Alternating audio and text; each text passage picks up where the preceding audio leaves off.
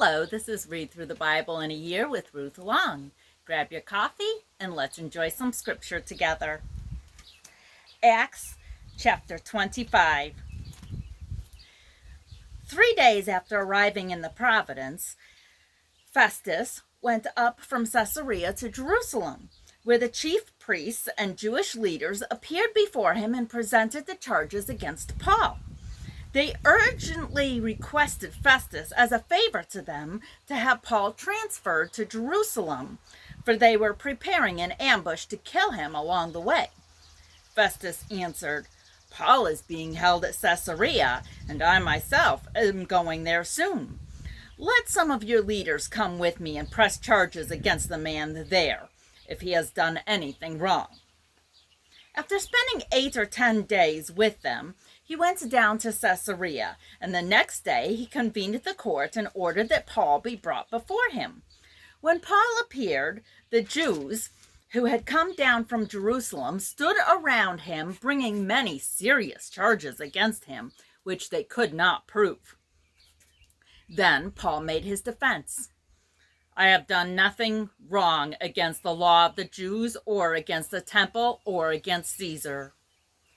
Festus, wishing to do the Jews a favor, said to Paul, "Are you willing to go up to Jerusalem and stand trial before me there on these charges?" Paul answered, "I am now standing before Caesar's court, where I ought to be tried. I have not done any wrong to the Jews, as you yourself know very well. If, however, I am guilty of doing anything deserving death, I do not refuse to die. But if the charges brought against me by these Jews are not true, no one has the right to hand me over to them. I appeal to Caesar." After Festus had conferred with his council, he declared, "You have appealed to Caesar you will go." A few days later, King Agrippa and Bernice arrived at Caesarea to pay their respects to Festus. Since they were spending many days there, Festus discussed Paul's case with the king. He said, "There is a man here whom Felix left as a prisoner. When I went to Jerusalem, the chief priests and elders of the Jews brought charges against him and asked that he be condemned. I told them that it is not the Roman custom to hand over any man before he has faced his accusers and has had an opportunity to defend himself against their charges. When they came here with me, I did not delay the case, but convened the court the next day and ordered the man to be brought in. When his accusers got up to speak, they did not charge him with any of the crimes I had expected. Instead, they had some point of dispute with him about their own religion and about a dead man named Jesus, who Paul claimed was alive. I was at a loss how to investigate such matters, so I asked if he would be willing to go to Jerusalem and stand trial there on these charges. When Paul made his appeal to be held over for the emperor's decision, I ordered him to held until I could send him to Caesar." Then Agrippa said to Festus, "I would like to hear this man myself." He replied, "Tomorrow you will hear him." The next day, Agrippa and Bernice came with great pomp and entered the audience room with the high-ranking officers and the leading men of the city. At the command of Festus, Paul was brought in. Festus said, "King Agrippa and all who are present with us, you see this man. The whole Jewish community has petitioned me about him in Jerusalem and here in Caesarea, shouting that he ought not to live any longer. I found he had done nothing deserving of death, but because he made his appeal to the emperor, I decided to send him to Rome. But I have nothing definite to write to his majesty about him. Therefore, I have brought him before all of you, and especially before you, King Agrippa, so that as a result of this investigation, I may have something to write. For I think it unreasonable to send on a prisoner without specifying the charges against him." Psalm chapter 114. When Israel came out of Egypt, the house of Jacob From a people of foreign tongue, Judah became God's sanctuary, Israel his dominion. The sea looked and fled. The Jordan turned back. The mountains skipped like rams, the hills like lambs. Why was it, O sea, that you fled? O Jordan, that you turned back? You mountains, that you skipped like rams? You hills like lambs? Tremble, O earth, at the presence of the Lord, at the presence of the God of Jacob, who turned the rock into a pool, the hard rock into springs of water. Leviticus chapter 25. The Lord said to Moses on Sinai, "Speak to the Israelites and say to them, when you enter the land I am going to give you, the land itself must observe a Sabbath to the Lord. For 6 years sow your fields, and for 6 years prune your vineyards and gather your crops. But in the 7th year the land is to have a Sabbath rest, a Sabbath to the Lord.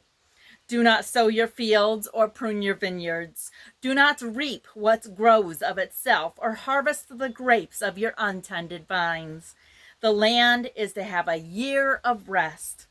Whatever the land yields during the Sabbath year will be food for you, for yourself, your manservant and maidservant, and the hired worker and temporary resident who lives among you, as well as your livestock and the wild animals in your land. Whatever the land produces may be eaten.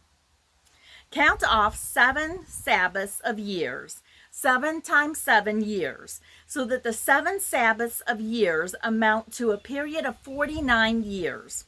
Then have the trumpet sounded everywhere on the 10th day of the 7th month. On the Day of Atonement, sound the trumpet throughout your land. Consecrate the 50th year and proclaim liberty throughout the land to all its inhabitants. It shall be a jubilee for you. Each one of you is to return to his family property, and each to his own clan. The 50th year shall be a jubilee for you. Do not sow, do not reap what grows of itself, or harvest the untended vines, for it is a jubilee, and is to be holy for you. Eat only what is taken directly from the fields. In this year of Jubilee, everyone is to return to his own property. If you sell land to one of your countrymen or buy any from him, do not take advantage of each other. You are to buy from your countrymen on the basis of the number of years since the Jubilee, and he is to sell to you on the basis of the number of years left for harvesting crops. When the years are many, you are to increase the price. And when the years are few, you are to decrease the price, because he is really selling to you is the number of crops. Do not take advantage of each other, but fear your God. I am the Lord your God. Follow my decrees and be careful to obey my laws, and you will live safely in the land. Then the land will yield its harvest, and you will eat your fill and live there in safety. You may say, "What will we eat in the 7th year if we do not plant or harvest our crops?" I will send you such a blessing in the 6th year that the land you will yield enough for 3 years. While you plant during the 8th year, you will eat from the old crop and will continue to eat from it until the harvest of the 9th year comes in. The land must not be sold permanently, because the land is mine, and you are but aliens and my tenants. Throughout the country that you hold as a possession, you may provide for the redemption of the land. If one of your countrymen becomes poor and sells some of his property, his nearest relative is to come and redeem what his countryman has sold. If, however, a man has no one to redeem it for him, but he himself prospers and acquires sufficient means to redeem it, he is to determine the value for the years since he sold it and refund the balance to the man to whom he sold it. He can then go back to his own property. But if he does not acquire the means to repay it, what he sold will remain in the possession of the buyer until the year of Jubilee. It will be returned in the Jubilee, and he can go back to his property. If a man sells a house in a walled city, he retains the right of redemption a full year after its sale. During that time, he may redeem it. If it is not redeemed before a full year has passed, the house in the walled city shall belong permanently to the buyer and his descendants. It is not to be returned in the Jubilee.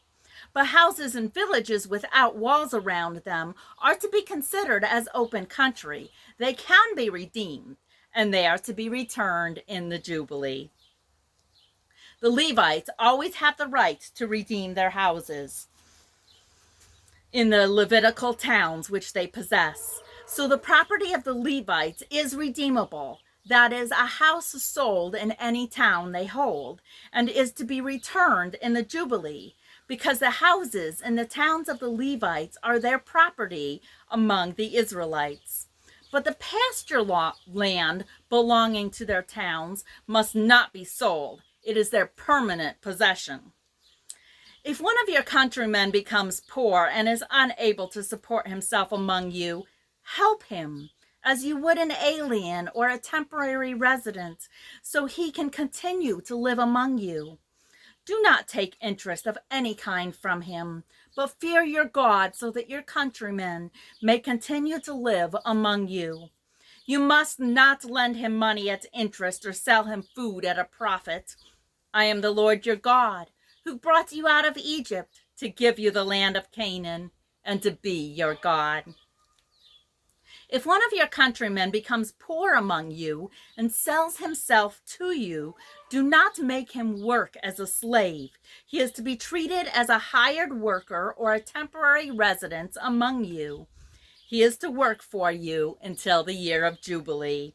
Then he and his children are to be released, and he will go back to his own clan and to the property of his forefathers, because the Israelites are my servants, whom I brought out of Egypt.